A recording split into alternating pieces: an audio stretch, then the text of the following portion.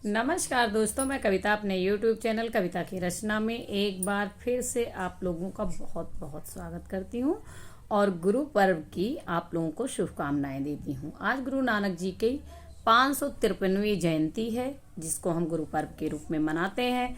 उसी उपलक्ष्य में मैंने कुछ लाइनें कविता के रूप में लिखी हैं। आप सुनिएगा, आपको कैसी लगती है कमेंट के माध्यम से बताइएगा।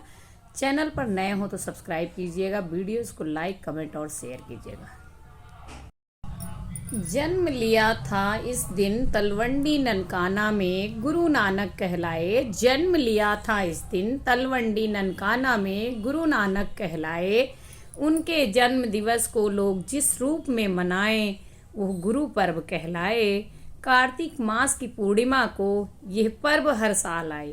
कार्तिक मास की पूर्णिमा को यह पर्व हर साल आए। अज्ञानता को मिटाकर ज्ञान का दीप जलाए। जन्म लिया था इस दिन तलवंडी ननकाना में और गुरु नानक कहलाए। गुरु ग्रंथ साहब में संदेश दिया जो उनके उपदेश थे। अपने उपदेशों को गुरु ग्रंथ साहब में उन्होंने संजोया।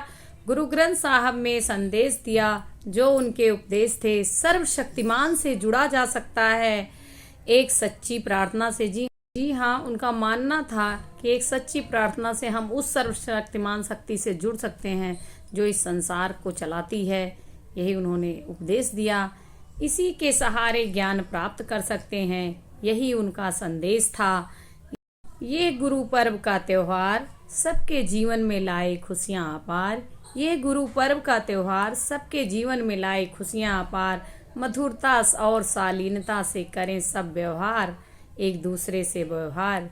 यही है गुरु ग्रंथ साहिब का प्रचार।